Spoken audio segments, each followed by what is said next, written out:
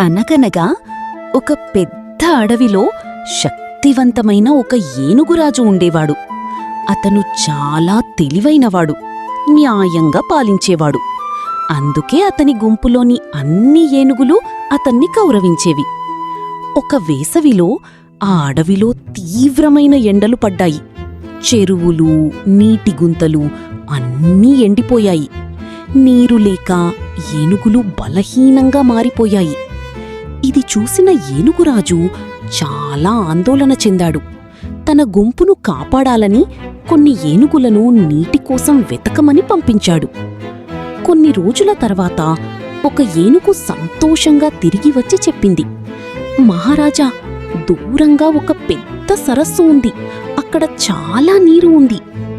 ఈ వార్త విన్న వెంటనే ఏనుగురాజు తన గుంపుతో కలిసి ఆ సరస్సు వైపు ప్రయాణం ప్రారంభించాడు. చిన్నవి, పెద్దవి, పిల్ల ఏనుగులు అందరూ కలిసి దాహంతో, అలసటతో ముందుకు నడిచారు. చివరకు వారు ఆ సరస్సు దగ్గరకు చేరుకున్నారు. నీటిని చూసిన వెంటనే అందరూ ఆనందంతో పరుగెత్తారు. కాని ఆ సరస్సు చుట్టూ వేలాది కుందేళ్లు తమ గూళ్లు కట్టుకుని ఉండేవి. ఏనుగులు పరుగెత్తటంతో వారి గూళ్లు నాశనమయ్యాయి. చాలా కుందేళ్లు గాయపడ్డాయి. ఇది చూసి మిగిలిన కుందేళ్లు చాలా భయపడ్డాయి. వెంటనే ఒక సమావేశం పెట్టాయి. ఇలా కొనసాగితే మనం బతకలేం అని ఒక కుందేలు బాధగా చెప్పింది. అప్పుడు ఒక ముసలి కుందేలు ఒక తెలివైన ఆలోచన చెప్పింది. మనము ఏనుగురాజును భయపెట్టాలి. ఈ సరస్సు చంద్రదేవునిదని చెప్పాలి. అందరూ ఆ ఆలోచనను అంగీకరించారు.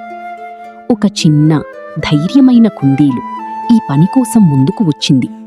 మరుసటి రోజు ఆ కుందేలు ఏనుగురాజును కలిసింది. ఓ మహారాజా, నేను చంద్రదేవుని దూతను అని చెప్పింది. ఏనుగురాజు ఆశ్చర్యపోయాడు. చంద్రదేవుడు మీ మీద కోపంగా ఉన్నాడు. మీరు ఆయన సరస్సులో అనుమతి లేకుండా వచ్చారు అని కుందేలు చెప్పింది. నిజమా అని రాజు అడిగాడు. ఈ రాత్రి సరస్సు దగ్గరకు రండి, మీరు స్వయంగా చూస్తారు అని కుందేలు చెప్పింది. ఆ రాత్రి ఏనుగురాజు సరస్సు దగ్గరకు వచ్చాడు.